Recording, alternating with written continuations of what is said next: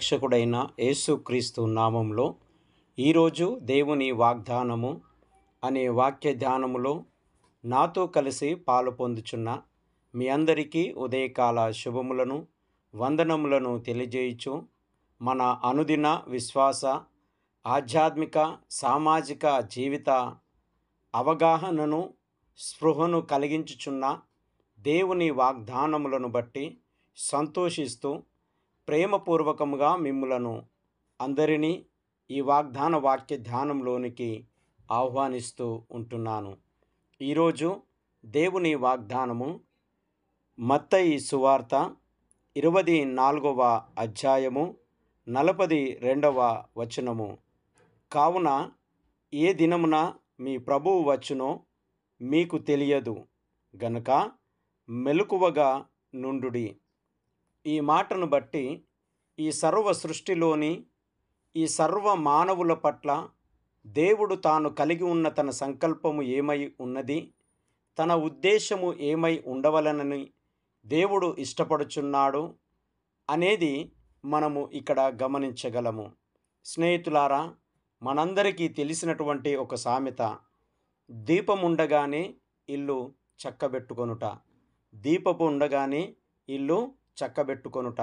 స్నేహితులారా, ఈ భూమి మీద సర్వసాధారణంగా ఎవరినైనా మనము ఆలోచన చేసినప్పుడు ప్రతి వ్యక్తి స్వార్థము, అసూయ, ద్వేషముతో సలహాలు, హెచ్చరికలు ఇచ్చేవారు ఉండవచ్చు. కానీ ప్రతి వ్యక్తి జీవితంలో తల్లి తండ్రులు అనేటటువంటి వారు మాత్రము తమ పిల్లలు బాగుండాలి అని, గొప్పగా ఎదగాలి అని, దీవించబడాలి అని ఆలోచన చేసేటటువంటి వ్యక్తులుగా, ఎలాంటి స్వార్థము, అసూయ, ద్వేషములు లేనటువంటి వ్యక్తులుగా ఈ భూమి మీద కనబడేవారు అని చెప్పక తప్పదు.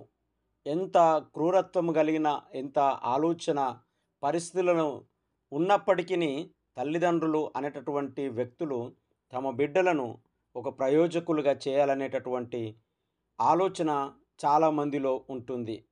ఈరోజు వాగ్దానమును గమనించినప్పుడు కూడా మత్తయి సువార్త 24వ అధ్యాయము 42వ వచనంలో యేసు ప్రభుల వారు తన చుట్టూ ఉన్నటువంటి ప్రజలతోనూ, తనను వెంబడిస్తున్నటువంటి తన శిష్యులుగా ఉన్నటువంటి వారితోనూ మాట్లాడుచున్నటువంటి సందర్భంలో, అయ్యా, ఎప్పుడు దేవుని రాకడ ఉంటుంది, ఏ విధంగా ఉంటుంది అనే విషయాన్ని వారు ప్రశ్నించినప్పుడు యేసు ప్రభుల వారు ఈ మాటలు వారికి తెలియజేస్తూ ఉంటున్నారు. దేవుని రాకడ అనేది ఏ దినమున, ఏ విధముగా, ఎప్పుడు ఉంటుందో తెలియదు.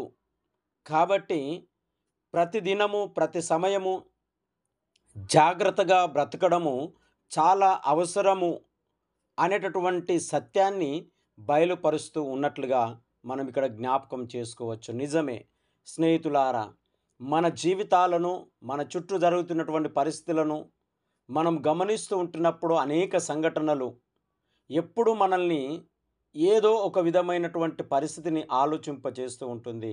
కొంతమంది జీవితాలు చూసినప్పుడు డబ్బున్నప్పుడు వ్యర్థముగా ఖర్చు పెట్టడము, కొంతమంది జీవితాలను చూసినప్పుడు ఆరోగ్యముతో, జ్ఞానంతో ఉన్నప్పుడు వ్యర్థమైనటువంటి అలవాటు పడి జీవితాలను నాశనం చేసుకోవడము, కొంతమంది జీవితాలను మంచి సుఖవంతమైనటువంటి కుటుంబ వ్యవస్థ జరుగుతున్నటువంటి వేళ ఇహలోక సంబంధమైనటువంటి చెడు వ్యసనాలకు, చెడు కార్యాలకు అలవాటు పడి కుటుంబాలను, విలువలను దిగజార్చుకొనుచు విచ్ఛిన్నము చేసుకుంటున్నటువంటి పరిస్థితులు మనం చూస్తూ ఉంటున్నాం. కాబట్టి ఆరోగ్యం ఉన్నప్పుడు కానీ, అవకాశాలు ఉన్నప్పుడు కానీ, చేయగలిగినటువంటి శక్తి సామర్థ్యములు మన జీవితంలో ఉన్నప్పటికీ మనము తప్పక వాటి విషయమై జాగ్రత్తగా మెలకువగలిగి ప్రవర్తించవలసినటువంటి అవసరత ఎంతైనా ఉంటుంది. ఆరోగ్యం సహకరించినప్పుడు ఏమి చేయలేము. పేదరికము అనుభవిస్తున్నప్పుడు ఎలాంటి పరిస్థితులు మనం ఏం చేయలేము. జ్ఞానమును కోల్పోతున్నప్పుడు మనం ఏమి చేయలేము. చాలా సందర్భాల్లో చేతిలో ఉన్నటువంటి డబ్బును దుర్భర ఖర్చులు పెట్టేసి ఆరోగ్యము క్షీణించిపోయినప్పుడు ఖర్చు పెట్టడానికి కూడా ఉండే రోజులు ఉండవు. చాలామంది జీవితాలు ఈ విధంగానే మన జీవితంలో ఏ దినమున ఏమి జరుగుతుందో మనకు తెలియదు. కొంతమంది అంటారు, అయ్యా ఇప్పటివరకు మంచిగా ఉండే ఆయన, అరే ఈ కుటుంబం చాలా బాగుండే, ఇది ఎదిగినటువంటి కుటుంబము, వీళ్ళు గొప్పగా బ్రతికినటువంటి వ్యక్తులు. ఇలాంటి చెప్పబడుచున్నటువంటి వ్యక్తుల యొక్క జీవితాలు ఈరోజు చూడండి, మన కళ్ళ ముంగట చూస్తున్నామండి. ఎన్నో కష్ట పరిస్థితులు ఉన్నారు, ఎన్నో అనారోగ్యాలకు గురి చేయబడుతున్నారు, ఎంతో దుర్భరమైనటువంటి పరిస్థితిని అనుభవిస్తూ ఉంటున్నారు. కాబట్టి ఏ దినమునకు ఆ దినము జాగ్రత్తగా బ్రతకడము అనేది చాలా అవసరము అనేది యేసు ప్రభుల వారితో అంటున్నాడు. మీరు జాగ్రత్తగా మెలకువగా ఉండి బ్రతకడం నేర్చుకోనండి. అజ్ఞానంలో కాదు, చీకటిలో కాదు, ఏలోక సంబంధమైనటువంటి ఆలోచనలతో కాదు, మీరు జాగ్రత్తగా బ్రతకడం అవసరము అనేది జ్ఞాపకం చేయబడుతూ ఉంటుంది. కాబట్టి నా ప్రియమైనటువంటి స్నేహితులారా, ఈ వాక్య ధ్యానములో పాలు పొందుచున్నటువంటి వారలారా, ఏ దినము మన జీవితంలో ఏం జరుగుతుందో మనకు తెలియదు. ఏ సమయము మన జీవితాన్ని, మన కుటుంబాన్ని ఏ స్థితిలోనికి నడిపిస్తుందో మనకు తెలియదు. మనకి ఇవ్వబడినటువంటి ఆయుష్ ఎంతకాలమో మనకు తెలియదు. మనం బ్రతుకుచున్నటువంటి బ్రతుకు అనేది ఏ విధమైనటువంటి అనుభవాన్ని నేర్పిస్తుందో మనకు తెలియదు. కానీ ప్రతిదినము అనేది జాగ్రత్తగా బ్రతకడము, జాగ్రత్తగా ప్రవర్తించడము, విలువలతో బ్రతకడము, నా అనేటటువంటి వారు ఇలాంటి సంపాదించుకోవడము ఎంతో ప్రాముఖ్యమైనది. యేసు ప్రభుల వారు అందుకే అంటున్నారు, మీరు ఎందుకు మెలకువ ఉండాలి తెలుసా? ఇదిగో ఇహలోక రాజ్యము శాశ్వతము కాదు, ఇహలోక ధనము శాశ్వతము కాదు, ఇహలోక జ్ఞానము శాశ్వతము కాదు, ఇహలోక సంబంధమైన అందము శాశ్వతము కాదు. ఏది ఎప్పుడు వస్తుందో, ఏది ఎప్పుడు పోతుందో నా నుంచి తెలియదు. కానీ శాశ్వతమైనది ఒకటి ఉంది, అది దేవుని నిత్య రాజ్యము. అందుకొరకు నీవు సిద్ధపడు. ఈ లోకంలో ఉన్నది కదా అని విచ్చలవిడిగా ధనవంతుడు బైబిల్ గ్రంథంలో తెలియజేస్తున్నాడు కదండి, నా ప్రాణమా తినుము తాగుము సుఖించుము అని జ్ఞాపకం చేసినప్పుడు యేసు ప్రభుల వారు అంటున్నాడు అక్కడ, వెర్రివాడా, ఈ రాత్రి నీ ప్రాణం పోతే నువ్వు ఎక్కడికి వెళ్తావు? ఈ ధనం ఇవ్వందవుతుంది. కాబట్టి దేవుని బిడ్డలారా, కుటుంబ విలువలు అనేటివి జాగ్రత్తగా కాపాడుకోవడము, మనుషుల మధ్యన సామాజిక జీవితము అనేది విలువలను పెంపొందించేదిగా ఉండడము, అబద్ధాలను కాదు, డబ్బు ఉన్నది కదా, అధికారం ఉన్నది కదా, నా మాట అనేకులు వింటారు కదా అని విచ్చలవిడితనానికి మనం వెళ్ళిపోయినట్లయితే దేవుడు కూడా మనతో మాట్లాడుచూ ఉండవచ్చు.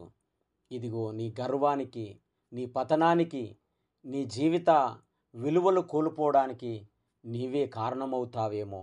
ఒకసారి మెలకువగా ఉండి ఆలోచన చెయ్యి, వెలుగులో నిలబడి ఆలోచన చెయ్యి.